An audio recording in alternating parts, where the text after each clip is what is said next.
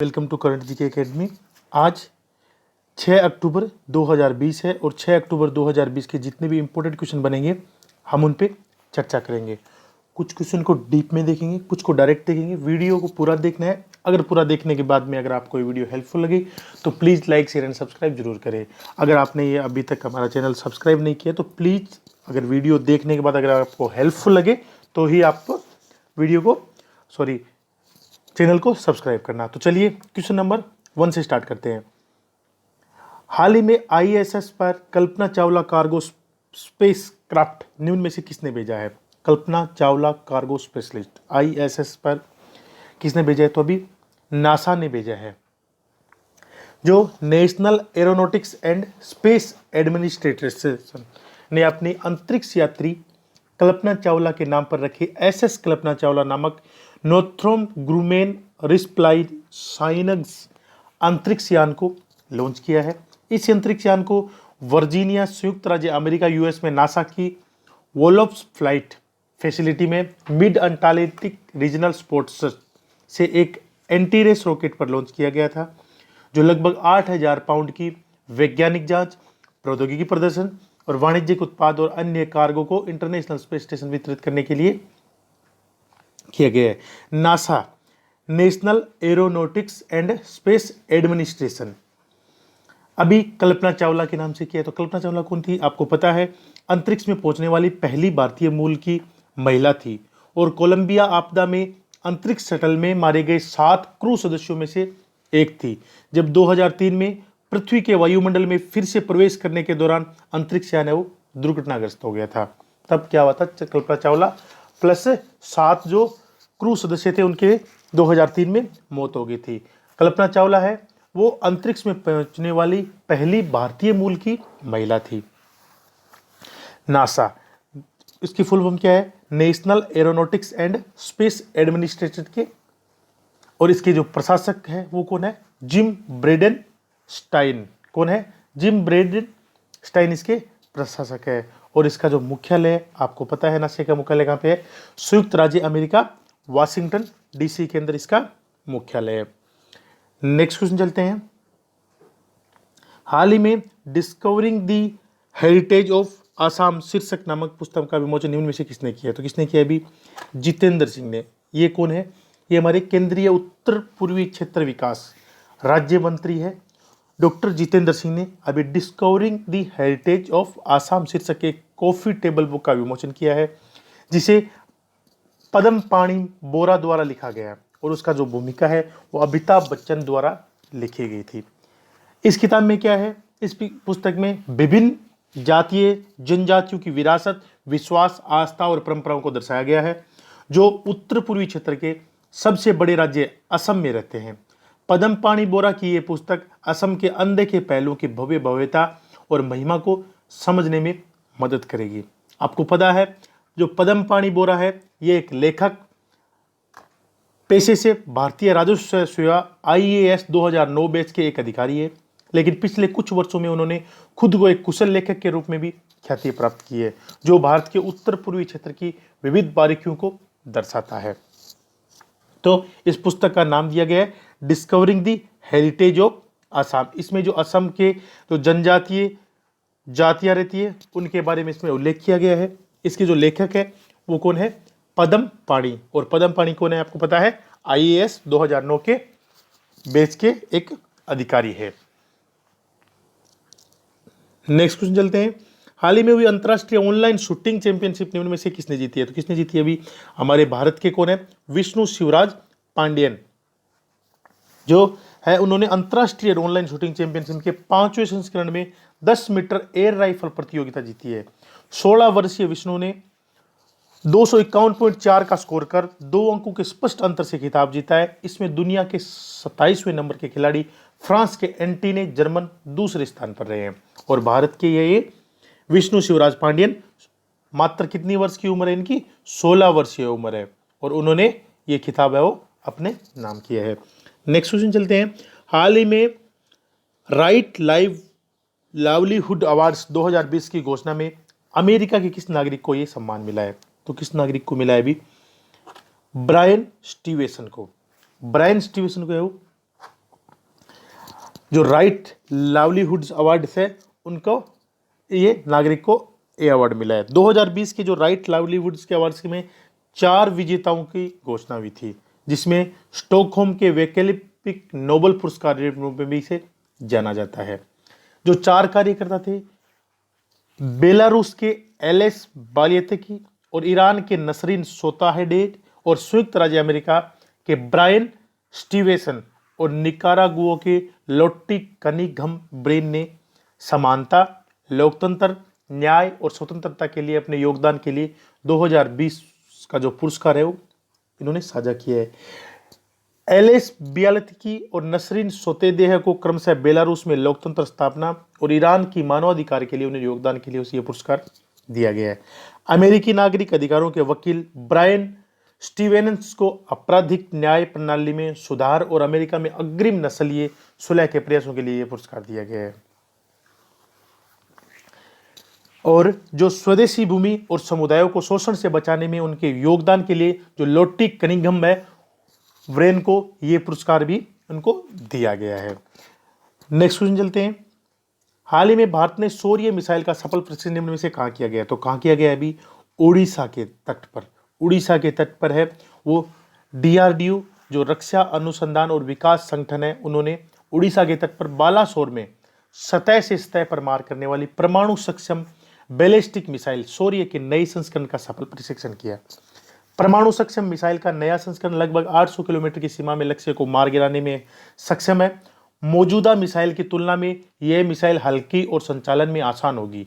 यह लॉन्च की गई सब मिशन बैलिस्टिक मिसाइल का उन्नत संस्करण है। ये 10 मीटर लंबी और 74 सेंटीमीटर व्यास और 6.2 टन वजनी है। डीआरडीओ ने रणनीतिक मिसाइलों के क्षेत्र में पूर्ण आत्मनिर्भरता को पूरा करने की दिशा में लगातार काम कर रहा है और इस वर्ष में शुरू में प्रधानमंत्री जी जो नरेंद्र मोदी है, उनके द्वारा प्रधानमंत्री नरेंद्र मोदी के आह्वान के बाद अपने प्रयासों को उन्होंने और बढ़ाया है। डीआरडीओ, आपको पता है डीआरडीओ के अध्यक्ष कौन है? डॉक्टर जी सतीश रेड्डी। आपको इनको जो डॉक्टर जी सतीश रेड्डी है, इनका 2 साल का कार्यकाल भी इन्होंने बढ़ा दिया है। ये अभी अगस्त के अंदर रिटायरमेंट हो रहे थे, लेकिन इनका 2 साल है वो मोदी सरकार ने और बढ़ा दिया है। डीआरडीओ का मुख्यालय कहाँ पे है? न्यू दिल्ली के अंदर है। नेक्स्ट क्वेश्चन चलते हैं। हाल ही में प्रोफेसर पुष्पा भावे का निधन हुआ है। वे निम्न में से कौन थी? तो ये कौन थी? ये एक प्रसिद्ध सामाजिक कार्यकर्ता थी और हाल ही के अंदर इनका क्या हो गया? निधन हो गया। इनको मुंबई की आयरन लेडी के रूप में भी जाना जाता था।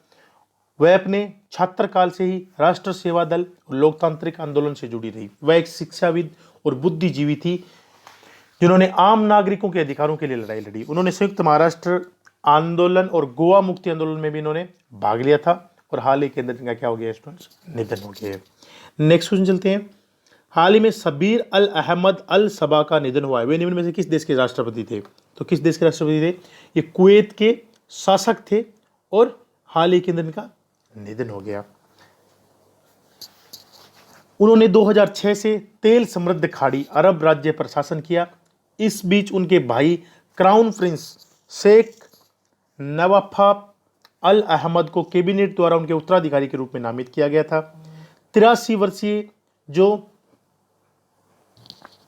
नवाफ अल अहमद ने 30 सितंबर 2020 को ही राष्ट्रपति की शपथ ली थी और इनका 5 दिन के बाद में राष्ट्रपति बनने के बाद में क्या हो गया? निधन हो गया। नेक्स्ट क्वेश्चन चलते हैं। फिजियोलॉजी या मेडिसिन 2020 में 2 नोबेल पुरस्कार की घोषणा में ब्रिटेन के किस व्यक्ति को मिला है? तो किस व्यक्ति को मिला है? अभी माइकल ह्यूटेन को। माइकल ह्यूटेन को है वो 2020 में जो नोबेल पुरस्कार की घोषणा हुई है, उनको ब्रिटेन के माइकल ह्यूटेन का नाम आया है। जो फिजियोलॉजी या मेडिसिन 2020 में नोबेल पुरस्कार के लिए हार्वे जे अल्टर अमेरिका और चार्ल्स एम राइस अमेरिका, जो ये दोनों है, ये दोनों अमेरिका के हैं, इनको मिला है। और माइकल ह्यूटेन जो ये है ब्रिटेन के, संयुक्त रूप से उनकी हेपेटाइटिस सी वायरस की खोज के लिए ये पुरस्कार उनको प्रदान किया गया। नोबेल समिति के जो प्रमुख है वो कौन है? थॉमस पेरलमन। कौन है? थॉमस पेरलमन। ने स्टॉकहोम में विजेताओं की घोषणा करते हुए बताया कि इस वर्ष का नोबेल पुरस्कार उन 3 वैज्ञानिकों को दिया गया है जिन्होंने रक्त जनित हेपेटाइटिस के खिलाफ लड़ाई में निर्णायक योगदान दिया, जो एक प्रमुख वैश्विक समस्या थी जो दुनिया भर के लोगों में सिरोसिस और यकृत कैंसर का कारण भी बढ़ती है। हार्वे जे ऑल्टर, माइकल ह्यूटेन और चार्ल्स एम राइटर्स ने सेमिनल डिस्कवरी की है जिसके कारण एक नोवेल वायरस हेपेटाइटिस सी की वायरस की पहचान हुई। उनकी इस खोज के पहले हेपेटाइटिस ए और बी वायरस की खोज महत्वपूर्ण कदम था, लेकिन रक्त जनित हेपेटाइटिस के अधिकांश मामले कभी स्पष्ट नहीं हो सके थे। हेपेटाइटिस सी वायरस की खोज ने क्रोनिक हेपेटाइटिस के शेष मामलों के कारण का पता लगाया और रक्त परीक्षण और नई दवाओं को संभव बनाया जिन्होंने लाखों लोगों की जान बचाई। ये जो फिजियोलॉजी या मेडिसिन 2020 में नोबेल पुरस्कार, ये क्या होता है? ये प्रतिष्ठित पुरस्कार 10 मिलियन स्वीडिश कॉर्नर 1 अरब 11 लाख करोड़ से अधिक की पुरस्कार राशि के साथ दिया जाता है। नोबेल फाउंडेशन द्वारा स्वीडन के वैज्ञानिक अल्फ्रेड नोबेल की याद में वर्ष 1901 में शुरू किया गया था। आपको पता है नोबेल पुरस्कार है वो अल्फ्रेड नोबेल की याद में इसको 1901 में शुरू किया गया था, जो शांति, साहित्यिक, भौतिक, रसायन, चिकित्सा और अर्थशास्त्र के क्षेत्र में इसको विश्व का सर्वोच्च पुरस्कार माना जाता है। और हाल ही के अंदर इन तीनों को है वो ये पुरस्कार मिला है। और जो फिजियोलॉजी या मेडिसिन 2000 मेडिसिन के जो अध्यक्ष है वो कौन है? थॉमस पेरलमन। कौन है? थॉमस पेरलमन। नेक्स्ट वन चलते हैं। विश्व अंतरिक्ष सप्ताह WSW वर्ल्ड स्पेस वीक निम्न में से कब मनाया गया? तो कब मनाया जा रहा है? अभी 4 से 10 अक्टूबर तक है वो WSW वीक है वो मनाया जाएगा। हर साल है वो विज्ञान और प्रौद्योगिकी का मानव स्थिति की बेहतरी में योगदान का जश्न मनाने के लिए 4 से 10 अक्टूबर तक विश्व अंतरिक्ष सप्ताह मनाया जाता है। 2020 की जो विश्व सप्ताह की जो थीम थी वो क्या थी? Satellites improve life. क्या है? सैटेलाइट्स इंप्रूव लाइफ, जो इस साल की थीम है। अभी जो विश्व अंतरिक्ष सप्ताह है इसका हिस्ट्री क्या है, इतिहास क्या है? जो संयुक्त राष्ट्र महासभा है उनके द्वारा 6 दिसंबर 1999 को वर्ल्ड स्पेस वीक को घोषित किया गया था। ये तारीख है पहली कृत्रिम उपग्रह स्पुतनिक 1 फर्स्ट के 4 अक्टूबर 1957 को लॉन्च होने और 10 अक्टूबर 1967 को चंद्रमा और अन्य आकाशीय वस्तुओं सहित बाहरी अंतरिक्ष की खोज और उपयोग पर राज्यों की गतिविधियों को नियंत्रित करने वाले सिद्धांतों पर संधि में प्रवेश की घोषणा की गई थी। तो कब मनाया जा रहा है? 4 से 10 अक्टूबर के बीच में। कौन सा सप्ताह है? विश्व अंतरिक्ष सप्ताह है, World Space Week. Next one चलते हैं। हाल ही में मिष्टी मुखर्जी का निधन हुआ है। वे निम्न में से कौन थी? तो ये कौन थी? बहुत ही प्रख्यात बॉलीवुड अभिनेत्री थी और हाल ही के दिन का क्या हो गया है? निधन हो गया है। उन्होंने कई हिंदी, बंगाली और तेलुगु फिल्मों में और म्यूजिक वीडियो में अभिनय किया है। प्रमुख बंगाली परियोजनाओं की विशेषता के अलावा मिष्टी ने 2020 में फिल्म लाइफ की तो लग गई के साथ बॉलीवुड में अपनी शुरुआत की थी और सुभाष घई की 2014 की फिल्म कांची द अनब्रेकेबल में मुख्य अभिनेत्री के रूप में इन्होंने कार्य किया था और हाल ही के अंदर बहुत ही कम उम्र के अंदर क्या हो गया है? निधन हो गया है।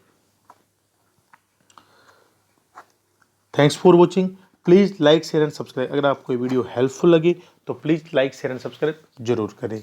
धन्यवाद। Best of luck.